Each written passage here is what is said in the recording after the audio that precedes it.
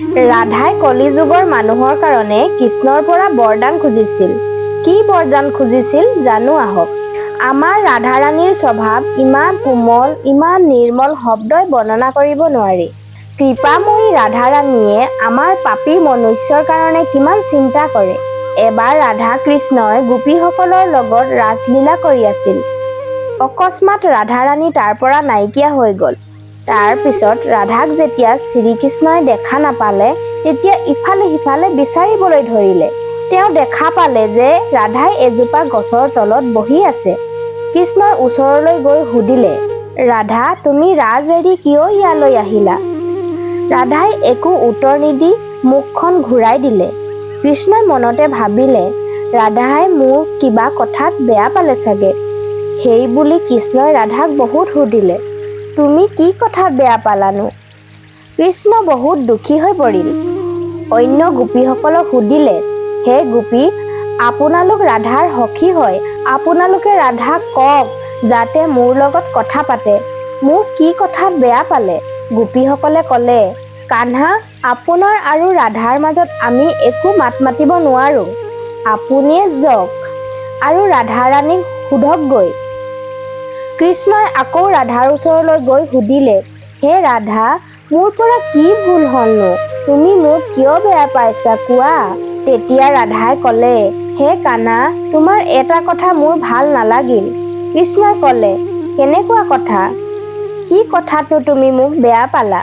ৰাধাই ক'লে, যি মনুষ্য পাপী হয়, হিংসাকুৰীয়া হয়, তেনেকুৱা মনুষ্য আপোনাৰ ভাল নালাগে বুলি আপুনি কয়। এই কথা মোৰ ভাল নালাগিল। কৃষ্ণই ক'লে, হে ৰাধা, ইয়াত বেয়া পাবলগীয়া কি কথা আছেনো? এই কথা দেখোন মই সঁচা কথাই কৈছোঁ। মোক পাবলৈ হ'লে মন নিৰ্মল হ'ব লাগিব। পাপ নকৰা মনুষ্য হোৱাটো আৱশ্যক হয়। যাৰ মন অহংকাৰী, হিংসাকুৰীয়া, টেঙৰ, স্বাৰ্থপৰ, তেনেকুৱা লোকে মোক প্ৰাপ্তি নকৰে। তেতিয়া ৰাধাই ক'লে, এই কথাটোৱেই মোৰ ভাল নালাগিল। কিয়নো কলিযুগত এনেকুৱা মানুহ ক'ত থাকিব, যাৰ মনত একো পাপ নাই, ছল কপট নাথাকিব, স্বাৰ্থপৰ নহ'ব। আপোনাৰ মতে কলিযুগত কোনেও আপোনাক পাবই নোৱাৰিব। গতিকে মই বিচাৰোঁ কলিযুগত বেছি মানুহে যাতে আপোনাক পায়।